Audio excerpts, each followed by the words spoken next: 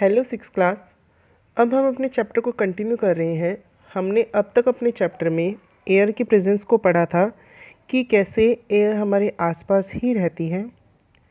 This activity shows that air occupy space, it fills all the space in the bottle, it is present everywhere around us, air has no colour and one can see together and one can see through it, it is transparent. इस activity से हमने यह समझा कि air जो है हमारे आसपास ही है, बस वो ट्रांसपेरेंट है, उसका कोई कलर नहीं है, वो हमें दिखती नहीं है। Our earth is surrounded by a thin layer of air, this layer extends up to many kilometre above the surface of the earth and is called atmosphere. हमारे अर्थ के आसपास सराउंडिंग में एक एयर की थिन लेयर है जो कि कई किलोमीटर तक फैली हुई है और ये अर्थ के सरफेस से ऊपर है, जिसको एटमॉस्फेयर कहा जाता है। Why do you think mountaineers carry oxygen cylinder with them while climbing high mountains? आप लोगों ने देखा होगा जब क्लाइंबर्स माउंटेन चढ़ते हैं, मतलब पहाड़ चढ़ने वाले क्लाइंबर्स पहाड़ चढ़ते हैं, तब बेसिकली वो अपने साथ में ऑक्सीजन सिलेंडर लेकर जाते हैं। तो ऐसा क्यों है? क्योंकि जैसे जैसे हम अर्थ की सरफेस से ऊपर जाते रहते हैं, हमारे ऊपर प्रेशर बढ़ता रहता है, जिसकी वजह से ऑक्सीजन लेवल लो हो जाता है और उसी ऑक्सीजन लेवल को कंप्लीट करने के लिए ऑक्सीजन सिलेंडर साथ में ले जाए जाते हैं। What is air made up of? Air किसकी बनी हुई है? Until the 18th century, people thought that air was just one substance. Experiments have proved that it is really not so. Air is a mixture of many gases. What kind of mixture is it? Let us find out about some of the major components of this mixture one by one. 18वीं शताब्दी तक लोगों का यह सोचना था कि जो हवा है वह एक ही सब्सटेंस से मिलकर बनी हुई है, पर एक्सपेरिमेंट से यह प्रूव हुआ कि एयर जो है वो बहुत सारी गैसेस का मिक्सचर है। अब ये गैसेस कौन सी है, ये मिक्सचर कौन सा है, इस चीज़ को अब हम फाइंड आउट करेंगे। Water vapour. We have learned earlier that air contain water vapour. We also saw that when air come in contact with the cool surface, it condensed and drop of water appears on the cold surface. The presence of water vapor in the air is important for the water cycle in nature.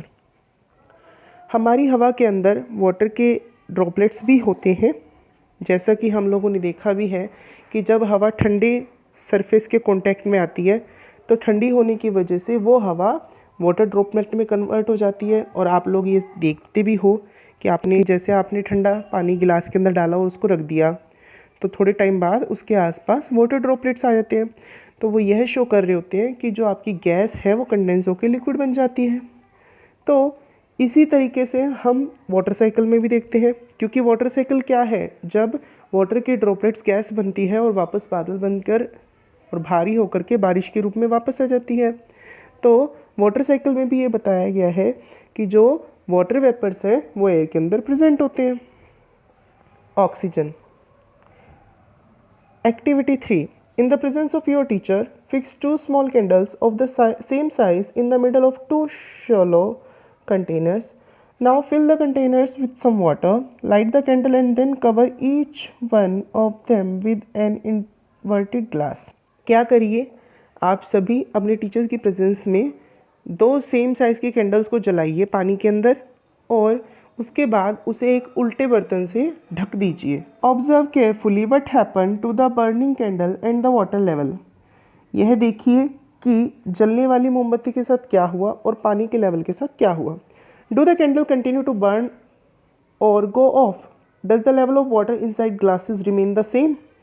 क्या मोमबत्ती जलती रही और पानी का level same रहा? The burning of the candle must be due to presence of some component of air, isn't it? कि जो मोमबत्ती जल रही है वो किसी एक ऐसे कंपोनेंट की वजह से जल रही है जो वहाँ पे प्रेजेंट है। Do you find any difference in your observation with the 2 glasses of different height? What can be the reason for this?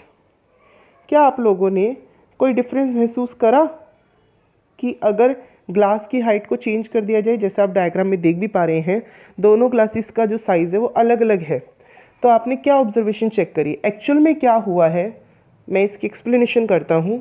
जब हम कैंडल के ऊपर किसी बर्तन को ढक देते हैं, मीन्स उसका एयर से कॉन्टेक्ट ख़त्म कर देते हैं, तो वो कैंडल जलना बंद कर देगी। ऐसा क्यों? क्योंकि जो बर्निंग ऑफ फायर है वो ड्यू टू ऑक्सीजन होती है। मीन्स जहाँ पर ऑक्सीजन होगी वहाँ पर आग लग सकती है, और जहाँ ऑक्सीजन नहीं होगी वहाँ आग नहीं लगेगी। तो जो बर्तन छोटा था, जितनी देर तक उसमें ऑक्सीजन थी उतनी देर तक वो कैंडल जली और उसके बाद वो बुझ गई। पर जो बर्तन बड़ा है वो छोटे वाले से थोड़ा ज़्यादा देर तक जलेगा। इसका मतलब जो बर्तन का साइज़ है वो क्या शो कर रहा है कि जो छोटे वाला बर्तन है उसकी कैंडल जल्दी बुझ जाएगी, और जो बड़े वाला बर्तन है उसकी कैंडल ज़्यादा देर तक जलेगी। Burning can occur only in the presence of oxygen.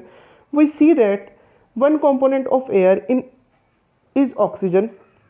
Now the amount of air and hence its oxygen component inside each glass in our experiment is limited. जलने के लिए जो सबसे इम्पोर्टेंट है वो है ऑक्सीजन की प्रेजेंस, और जैसे कि हम देख पा रहे हैं एयर ही ऑक्सीजन है, सो अमाउंट ऑफ एयर जितना ज़्यादा होगा उतनी देर तक जल पाएगी। और आप लोग देख रहे हो कि जो हमारी कैंडल्स के ऊपर ग्लासेस हैं उनके अंदर लिमिटेड एयर है। When most of this oxygen is used by the burning candle, it can no longer burn and blow out. Also, some of the space occupied by the oxygen inside the glass become empty and the water rise up to fill or occupy the space. कि क्या हुआ, जब सारी air ख़त्म हो गई candle के जलने की वजह से तो कैंडल बुझ गई, और जैसे ही बुझ गई उसके बाद वो सारी जो गैस थी वो गैस पास आउट हो गई। गैस पास आउट होने की वजह से बीकर के अंदर जगह बच गई, बीकर के अंदर जगह बन गई, और जगह बनने की वजह से वो जो बाहर का पानी था वो अंदर राइज अप कर गया, मतलब पानी का लेवल बढ़ गया और मोमबत्ती बुझ गई।